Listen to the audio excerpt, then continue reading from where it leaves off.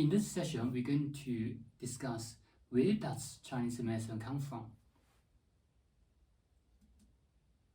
From the items that unearthed as evidence, also the legends. There are 3 Asian men that we discovered in China. The first one is Yuan Mo Man. Yuan Mo Man is one of the oldest Asian men that we discovered. Lantian ape man and Peking ape man. The Peking is the old saying of the capital city, Beijing. So because this fossil was discovered in the capital city, Beijing, so it named after the capital, Beijing ape man. From this unearthed fossil, we can see that the development of human. And for example, this Yuan Mo ape man is around 1.7 million years ago. From the area, from the location where we unearth these fossils, we see the tools, we see the ashes of fire. So we can assume that at that time, those people understand or at least know how to use tools, how to use fire. The use fire makes significant difference on human health. Because the study is focused on acupuncture, so I'm going to introduce more on acupuncture. Acupuncture, sometimes I ask students, do you know how long the history has been? You may say a few thousand years, but actually it can date back to 10,000 years ago. The reason is because the fossils.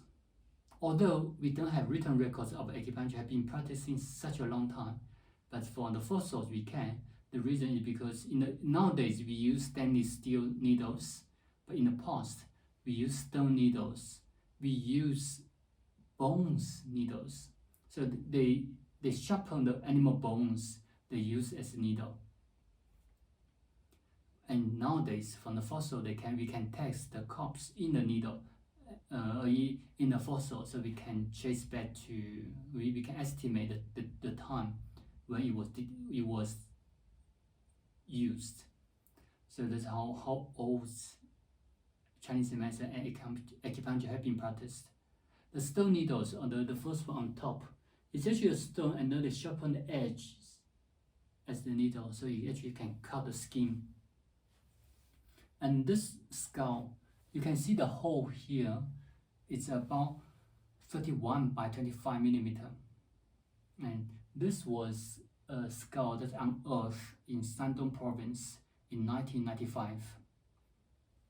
It was a skull that's about 5,000 years ago. There's a hole on the skull, and on the skull you can see a new growth. You can see the colors are lighter. The new growth of the bone. So which means from this skull we can see that 5,000 years ago, people at that time already successfully conducted one surgery from the skull. And after the surgery, this patient at least had been alive for another 2 years. The reason is because the actual growth from here to here, the growth of the new bones, the estimate time is about 2 years. So you can see the success of the medical or hair care practices.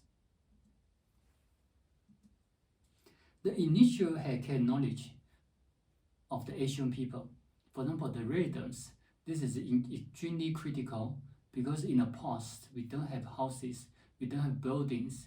People live either on the ground, similar to the animals, or they move into caves, and afterwards they moved to the tree house.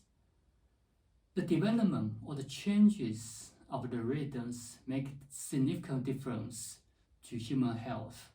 Because, for example, if you live in a cave, it's humid and it's dark and humid, you're going to affect your health.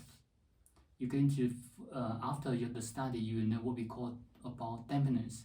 you can have more dampness, so you may suffer from joint pain more easier, joint pain easier. Also, if you live in a cave or on the ground, you may be attacked by animals, so this increase the chance being injured. And then move to the tree, and afterwards you can build a house. And even nowadays, this type of houses you still can see in some area of the world. So from the rhythms, you can see the development of human focusing on health and clothing as well, to protect from coldness, to protect from coldness against the climate, the weather. The food and the use of fire. The food and use of fire, this is actually important when you know the human development, or when you understand this development from ancient times until now. You can see from human development point of view, we developed from raw food to cooked foods with the use of fire. So nowadays, you will see some theory, they advise you to eat raw food, including green salad. Then you need to think again, is it correct or not? We move from raw food to cooked food because of the health, and now we move back to raw food. So that sometimes you need to think again. And from here, and sometimes I said, some of my friends will ask me, because I was born and bred in China, my education also from China. And then when I moved to South Africa, my friend will ask me, how can I convince foreigners or foreign students that's not from China, who do not have the background or the culture of China, how can I encourage them to, or convince them to study or to believe in you? No, I said I don't convince them. The reason is because whether or not it's correct, you can apply to nature. If you can apply to nature, then it is correct. So which means all the theories that we study here are introduced here is not the theory that only apply to Asian countries or China specifically, but rather I introduce the law, the nature, the principles of the world, of the planet, how the relationship between the sun, the moon, and the earth. Everyone on the planet experiences the same yin and yang, the same situation of the moon and earth, but just sometimes because you don't see or you don't think from this perspective. That's why my role here when we introduce Chinese medicine is only to point out you may consider to think from this perspective. For example, when we talk about the food and the use of fire. When I moved to South Africa, I realized many people drink ice cold water. All water, they drink ice cold, and then sometimes I will ask them, is it healthy or not to drink ice cold water? So they may confuse because they have the habit since they were young.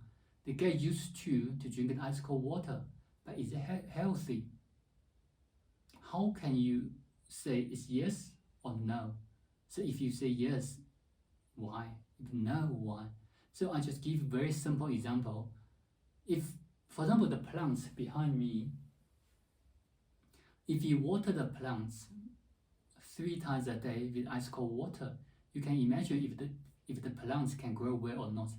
If you water the plants 3 times a day, every day, and you can imagine if the plants can grow well or not. And very obvious, I assure you will agree with me that the plants may not grow well. So if the plants won't grow well, then how can we, human, become healthy by drinking ice cold water every day? So if you think from this perspective, you know why we say Chinese medicine is a natural medicine. It's not because we use herbs, it's not because we use needles, but rather it is because we use the laws, the principles from nature.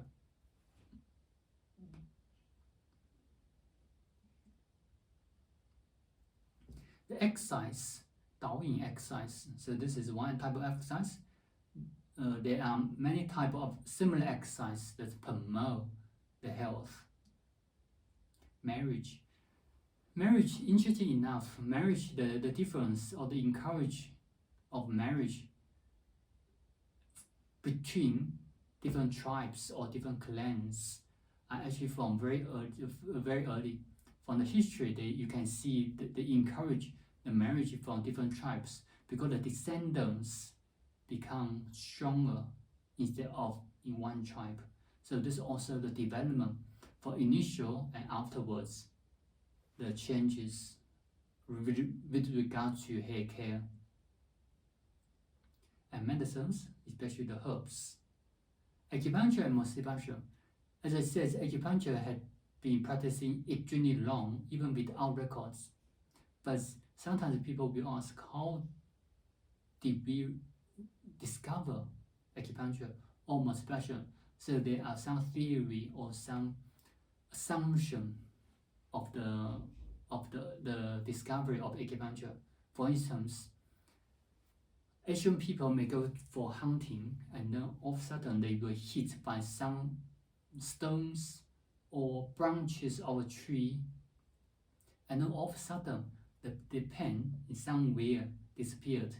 After the repetition of these kinds of phenomena, then they may thought that if you press on certain area of your body, the pain may relieve.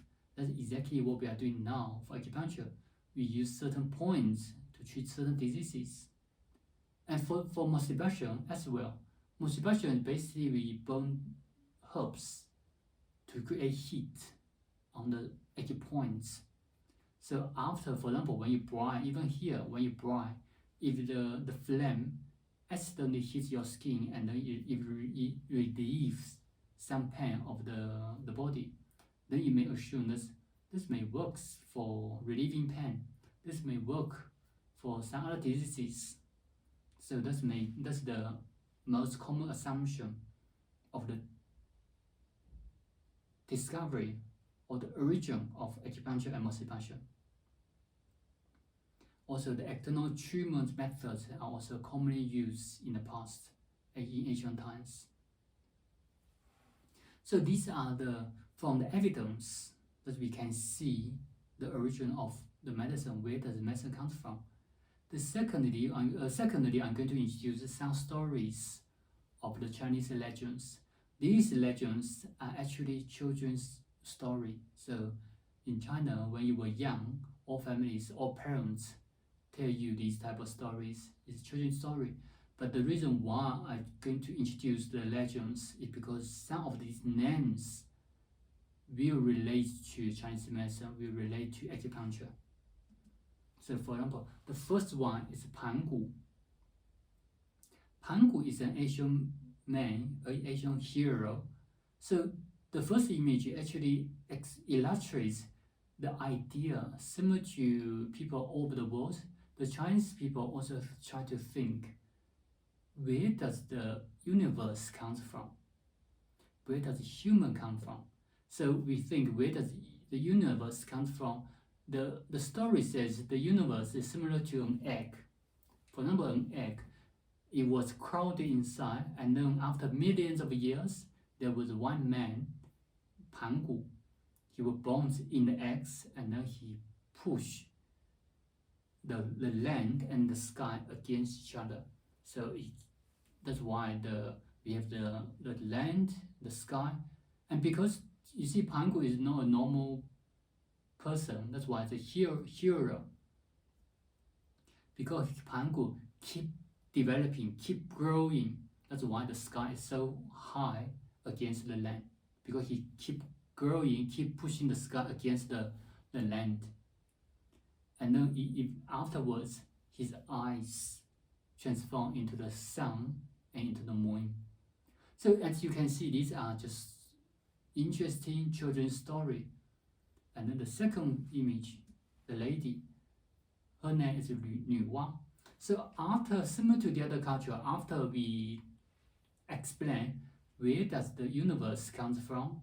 We try to understand where does human come from. So that's 女娲. 女娲 is a female god. As you can see from the image, she also not a normal human. She got female upper body, but the below is snake. So she actually the combination of human and snake. In the story, it described that 女娲, she made human with the mud or the soil. She's going to make a little door of human, and she blow into the nose of the doors, and then that become human. And afterwards, she feel like it's too slow to make human one by one. So she used a rope. She slept on the ground, and then the mud jump out of the ground and become tiny human. So this is the story where human comes from. And then the next one is 皇帝. 皇帝, Huang is the color yellow. Di is emperor, so this is the yellow emperor. And Shen Long is Yan emperor. So these two are two of the most important figures in Chinese culture. That's also why Chinese people, we always say that we are the descendants of Yan and Huang. Yan and Huang, because we think Chinese people are from these two emperors. But as you can see from the image, especially the Yan Di, the Shen Long, he's also not a human. As you can see the head, he got the buffalo horns. Huang Di also not a normal human because he has 4 faces.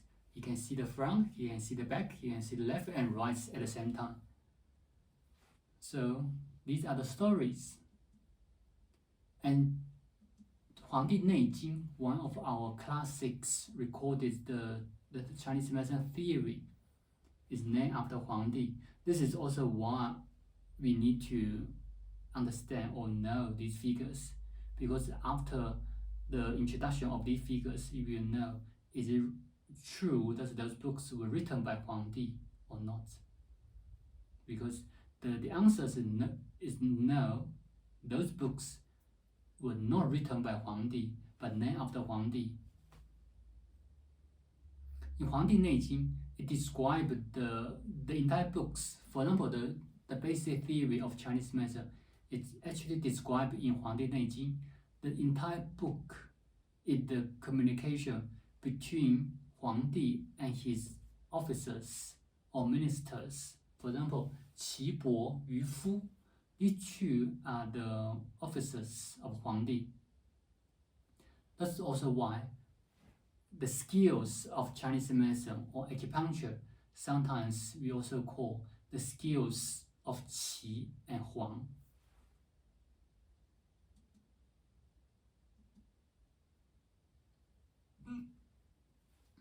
So the next question is, will you study acupuncture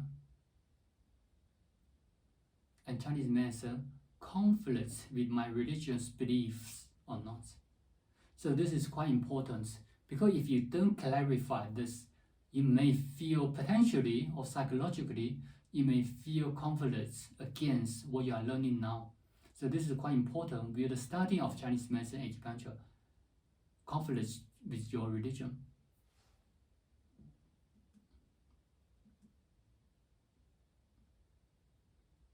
Firstly, we need to understand that religious belief, what they actually focus on.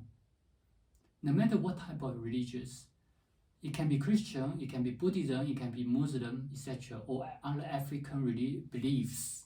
No matter what type of beliefs, most of them, they actually focus on, they answer 2 questions. Basically, where do we come from before life? Or afterwards, after Okay, death. I found this on the web for where do we come from.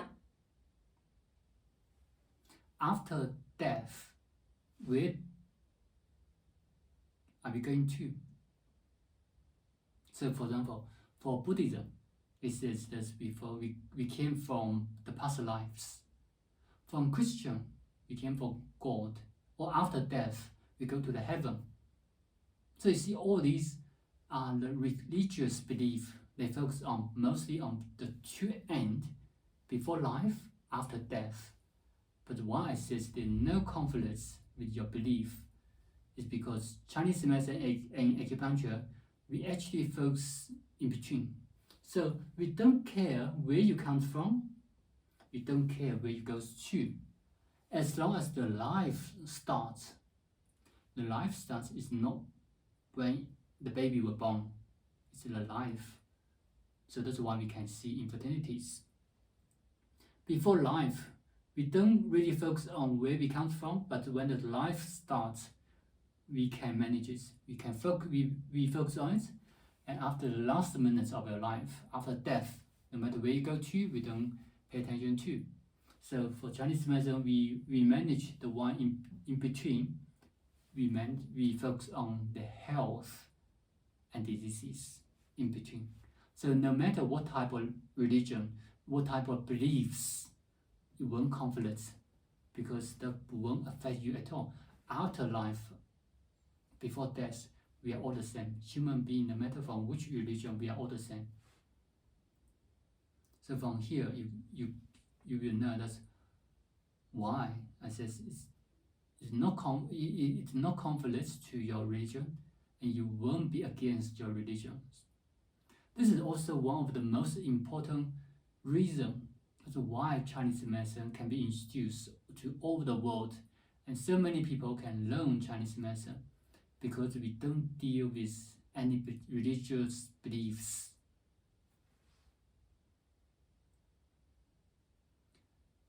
In the meantime, I also have to say that Chinese medicine, we are not against religious beliefs, so which means, but we separate. So in the past, Chinese medicine and other traditional medicine, such as African medicine, we are similar. We practice medicine, we pray, but afterwards we separate. Chinese medicine and acupuncture, we only focus on medical perspectives. If you want to pray, if you want to go through the religious beliefs perspectives, you go to temple or go to other religious facility. So you can choose, but just from Chinese medicine point of view, we don't deal with religious beliefs.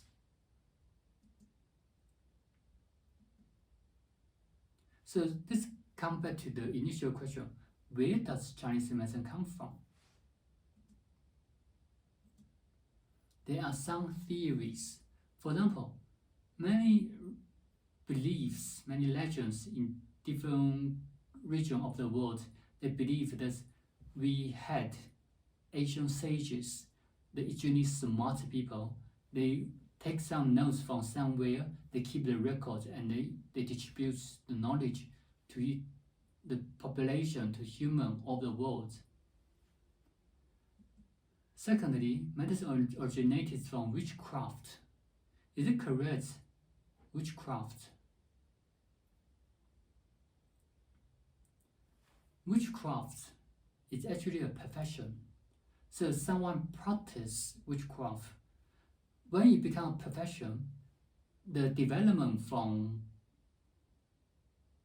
medicine, from health, from human to a profession is the accumulation. For example, as a practitioner, we don't do farming work.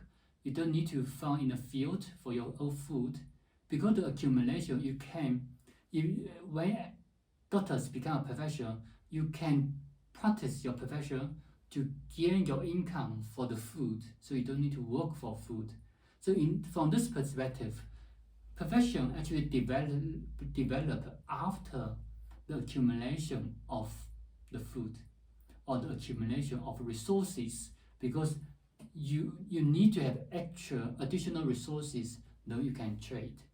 So which means medicine is before witchcraft. Before those people can be witchcraft, they were some people before they have diseases, they have medicine. So we see, when you say the medicine originated from witchcraft, the timeline doesn't make sense. Medicine comes first and witchcraft afterwards. So that's also not the actual case. But sometimes why people will think that witchcraft also can treat patients. There will one story that I want to share with you is in the past, in China, especially in the villages, the baby, the infants, they may cry in the evening. So they have some diseases, they cry in the evening. And then in the past, at that time, what those Chinese people do, especially the grannies, what they will do, they will treat the baby to a religious people. She will pray, the lady will pray and will burn incense, and then the ashes of the incense she will mix in the water and ask the infant, the baby, to drink the water. And then it works. Afterwards, the baby won't cry in the evening. That was in the past. But nowadays, if the same situation happened again, they still went to the religious lady and it's the same process, but nowadays it doesn't work. It doesn't work.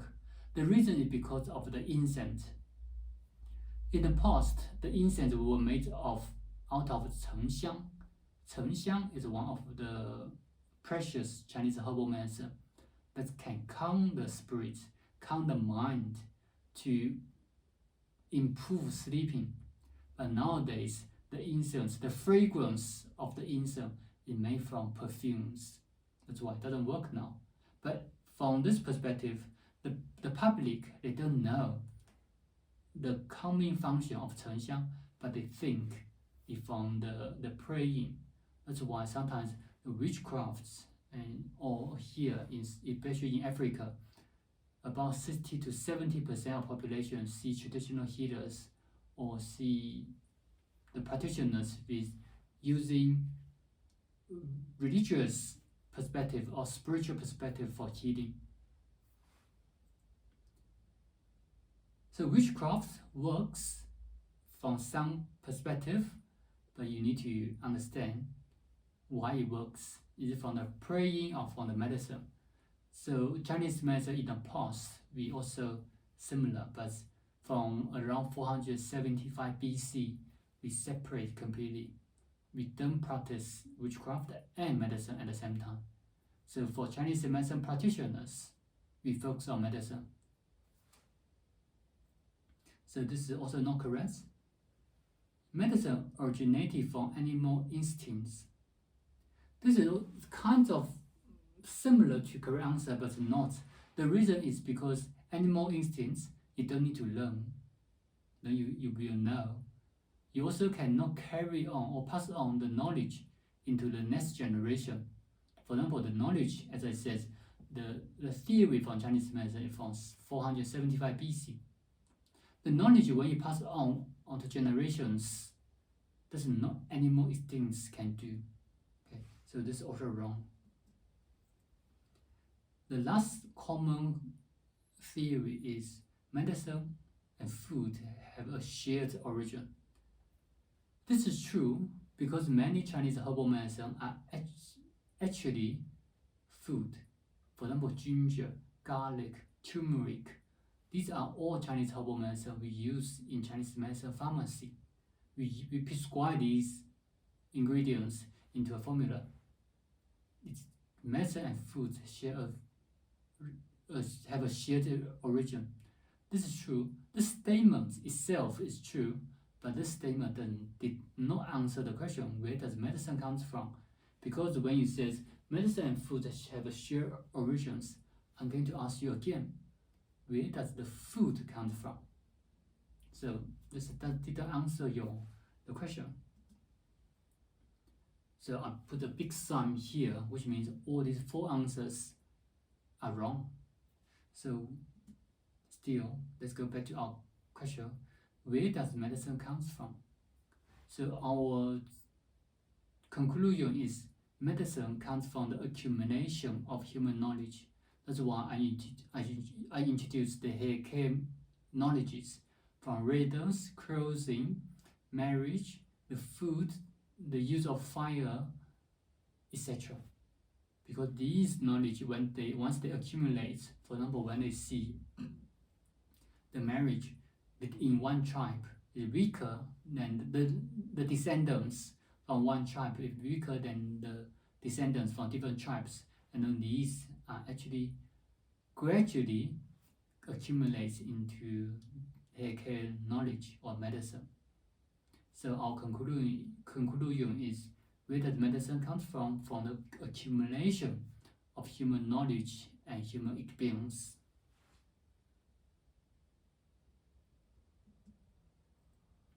In the next topic, we're going to talk about classic works and renowned doctors.